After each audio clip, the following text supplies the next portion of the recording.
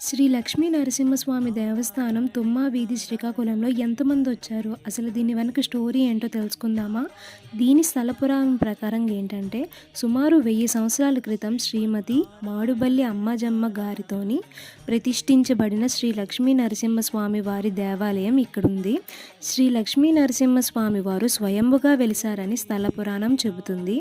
శ్రీమతి మాడుబల్లి అమ్మాజమ్మ గారు ఆవిడ స్వప్నంలో శ్రీ స్వామివారు కనిపించి ఈ స్థలంలో నేను స్వయంభుగా వెలిసానని, ఇక్కడే దేవాలయం నిర్మించాలని ప్రతిష్టాపన చేయమని ఆజ్ఞాపించి శ్రీమతి అమ్మాజమ్మ గారికి మెలకువ వచ్చిన వెంటనే స్వామివారు స్వప్నంలో చెప్పిన విధంగా ఆ స్థలంలో చూడగానే శ్రీ లక్ష్మీ నరసింహస్వామి వారు పాలరాతి విగ్రహ రూపంలో ఉన్నారు.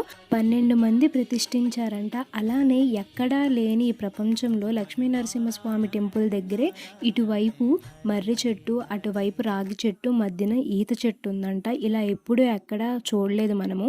అదే పంతులు గారు మాకు చెప్తున్నారు. అలానే ఈ తులసికోట కింద కోనేరు వరకు ఇదంతా స్వరంగ మార్గం అంట. అది కాశీకి దారి. కోనేరు నుంచి ఎంతోమంది దేవతలు వచ్చి దీని కింద ఉండేవాళ్ళంట. అలానే ఈ టెంపుల్కి ఏకాదశి రోజు వచ్చాము. చాలా అదృష్టంగా అనుకుంటున్నాము. అలానే ఈ టెంపుల్లో గ్రానైట్ వర్క్ అంతా మా షాప్ నుంచే చేయించాము.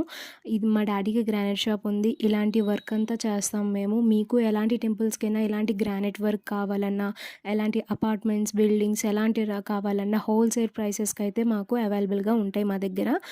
మీకు ఇలా తులసికోటలు కానీ ఇలా గ్రానైట్ వర్క్ కావాలంటే కమెంట్ సెక్షన్లో నెంబర్ అండ్ అడ్రస్ ట్యాగ్ చేస్తున్నాను. కావాలంటే మాత్రం నా కమెంట్ సెక్షన్లో కమెంట్ చేయండి. తప్పకుండా మీకు కనెక్ట్ అవుతాను.